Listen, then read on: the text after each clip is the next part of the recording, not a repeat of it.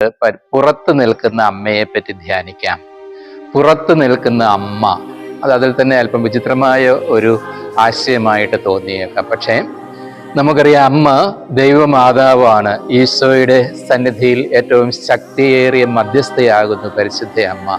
എന്നിരുന്നാലും സുവിശേഷത്തിൽ വളരെ വിരോധാഭാസകരമായ ഒരു രംഗം നമ്മൾ കാണുന്നുണ്ട്. ഈശോയെ കാണാൻ വേണ്ടി പരിശുദ്ധ അമ്മ ഓടിച്ചെല്ലുകയാ. ഈശോയുടെ അടുത്തേക്ക് ചെല്ലുവാൻ സാധിക്കുന്നില്ല ആൾക്കൂട്ടം കാരണം. അപ്പോൾ ജനത്തിൽ ആരോ ഈശോയോട് പറയുക, നിന്നെ കാണുവാൻ നിന്റെ അമ്മയും സഹോദരന്മാരും ഇതാ പുറത്ത് കാത്തിരിക്കുന്നുവെന്ന്. ഇത് വളരെ വിചിത്രമായിട്ട് എനിക്ക് തോന്നിയിട്ടുണ്ട്. മാനവരാശിക്ക് വേണ്ടി ഏറ്റവും അധികം ദൈവത്തിനു മുമ്പാകെ ഏറ്റവും വലിയ മാധ്യസ്ഥം വഹിക്കുന്ന അമ്മ, അവൾക്ക് വേണ്ടി, അതും സ്വന്തം പുത്രനെ കാണുന്നതിന് വേണ്ടി ആരൊക്കെയോ മാധ്യസ്ഥം പറയേണ്ടിയിരിക്കുന്നു. നിന്നെ കാണുവാൻ നിന്റെ അമ്മ ഇതാ പുറത്തു നിൽക്കുന്നു എന്ന് പറയുന്നത്. ഒരുപക്ഷെ ഏറ്റവും നിർഭാഗ്യവതിയായ ഒരമ്മയായിരുന്നില്ലേ പരിശുദ്ധ അമ്മ ഈ ഭൂമിയിലായിരുന്നപ്പോൾ എന്ന് ഞാൻ സംശയിക്കാറുണ്ട്. ശരിയാണ് പ്രിയപ്പെട്ടവരെ, അമ്മ എന്നും പുറത്തു നിൽക്കുന്നവളായിരുന്നു. അവൻ പറയുന്നത് പോലെ ചെയ്യുക എന്ന് കാനായിൽ പറഞ്ഞതിന് ശേഷം സുവിശേഷത്തിലേക്കും ഒരക്ഷരം പോലും അമ്മ ഉച്ചരിക്കുന്നില്ല. അഗാധമായ ഒരു മൗനത്തിലേക്ക് അമ്മ പിന്നീട് പ്രവേശിക്കുകയാണ്.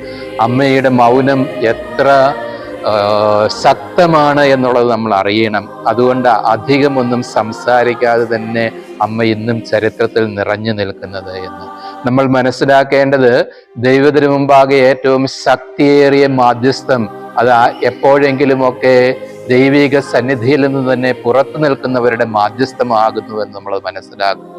പുറത്തു നിൽക്കുന്നവരെയാ ദൈവം എക്കാലവും മഹത്വീകരിക്കുന്നത്. രക്ഷാകര ചരിത്രം മുന്നിൽ നിൽക്കുന്നവന്റെയും മുകളിൽ നിൽക്കുന്നവന്റെയും ചരിത്രമല്ല, അത് പിറകിൽ നിൽക്കുന്നവന്റെയും പുറത്തു നിൽക്കുന്നവന്റെയും അവസാനം നിൽക്കുന്നവന്റെയും ഒക്കെ ചരിത്രമാ. ലോക ചരിത്രമാ നടുവിൽ നിൽക്കുന്നവന്റെയും മുകളിൽ നിൽക്കുന്നവന്റെയും ഒക്കെ ചരിത്രമാകുന്നത്. അമ്മ രചിച്ചിരിക്കുന്നത് പ്രതിചരിത്രമാ, പുറത്തു നിൽക്കുന്നവരുടെ ചരിത്രം. അങ്ങനെയുള്ളവരാ ദൈവത്തിനു മുമ്പാകെ ഏറ്റവും ശക്തരായ മധ്യസ്ഥരായി മാറുന്നത്.